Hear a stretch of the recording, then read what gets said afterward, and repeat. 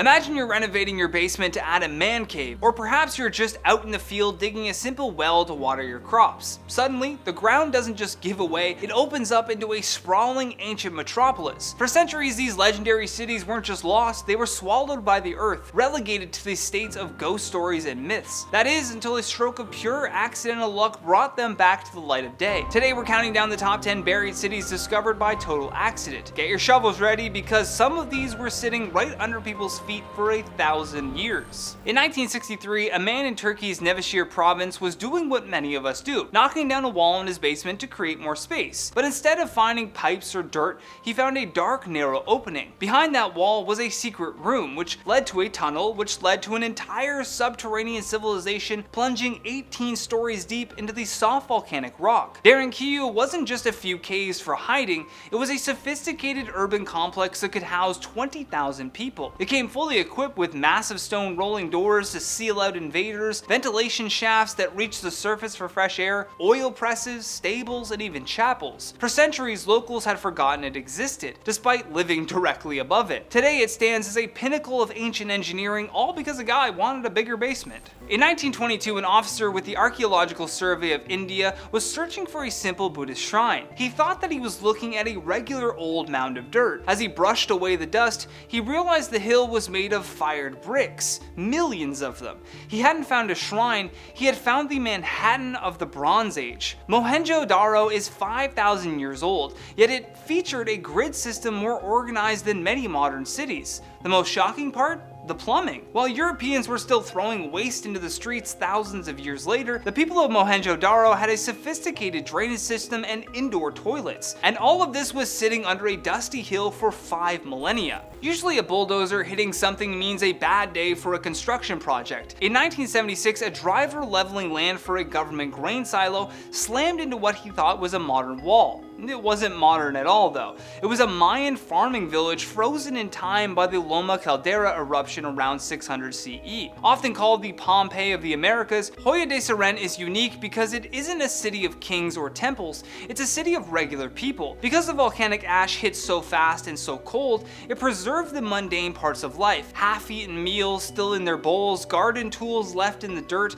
and even the literal footprints of people running for their lives. It's a perfect, tragic snapshot of a Tuesday afternoon in the 7th century found by a construction crew. Most people hide indoors during a massive storm, but in 1850 a Scottish gale was so fierce it actually did some archaeology for us. A hurricane-level storm battered the Orkney Islands, stripping away the grass and earth from a high mound known as Skara. When the winds died down, the locals saw the stone outlines of a prehistoric village. Skara Brae is older than the Great Pyramids and Stonehenge, because it was encased in sand for thousands of years. The preservation is actually pretty eerie. You can walk into the homes and see the stone beds, stone cupboards, and even stone seats. It's a Neolithic time capsule that would still be a grassy hill today if not for one very lucky, very angry storm. This one takes the accidental prize for the most cinematic reveal. In 1933, a British RAF commander was flying his plane over Egypt when he looked down and saw the ghostly massive outline of ruins beneath the waves. For centuries, Thonis-Heracleion was considered a legend, a city mentioned by Herodotus that many thought never existed. It took decades for divers to finally reach the site in 2000, and what they found was staggering. 16-foot tall granite statues, gold coins, and over 60 shipwrecks. This was once Egypt's primary port of entry, the gateway to the pharaohs, before it was hit by a series of earthquakes and tidal waves that turned the ground to liquid. It literally sank into the sea, hiding in plain sight from the air for over 1,000 years.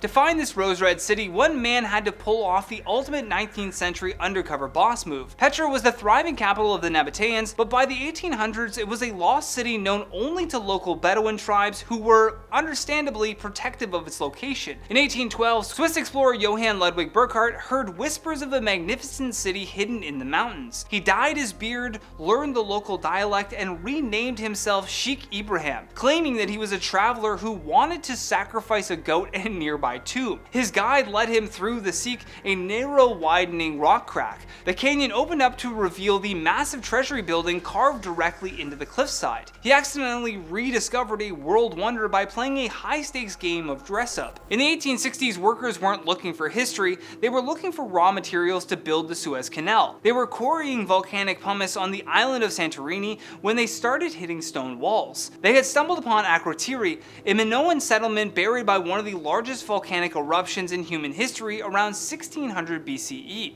While Pompeii is famous for its victims, Akrotiri is famous for its art. No human remains were found, meaning the citizens likely saw the signs and evacuated in time. What they left behind were 3-story buildings with indoor plumbing and vibrant, colorful frescoes of dolphins, boxing youths, and spring flowers that looked like they were painted last week. All this was nearly ground up into cement for a canal. Everyone knows Pompeii, but its wealthier neighbor Herculaneum was found in a much more accidental way. In 1709, a farmer was digging a well in his garden. He hit something hard, polished, and very expensive looking, yellow and red marble. He had accidentally bored a hole straight into the stage of the ancient theater of Herculaneum. While Pompeii was buried in light ash, Herculaneum was hit by a pyroclastic surge, a hot flow of volcanic mud that solidified like concrete. This actually preserved the city much better than Pompeii.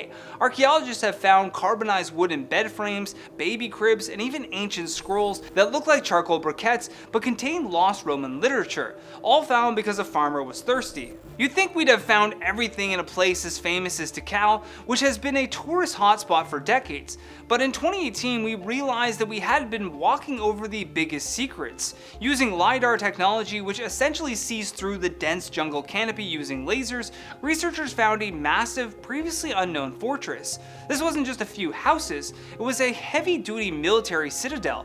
The wild part? It was designed to look exactly like the architecture of a city 800 miles away in Mexico. For over 100 years, archaeologists had hiked over these natural hills around Tikal, never realizing that they were actually man-made structures hidden under the dirt and vines.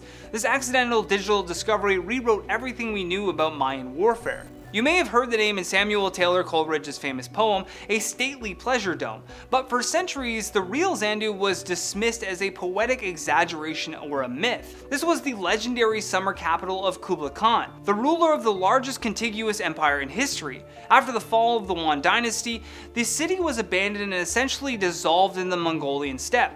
Its rediscovery wasn't one single aha moment, but a series of accidents where local farmers kept plowing up high-end artifacts and marble fragments in the middle of nowhere. When archaeologists finally mapped the site, they found the remains of a city that blended Chinese and Mongolian styles on a massive scale.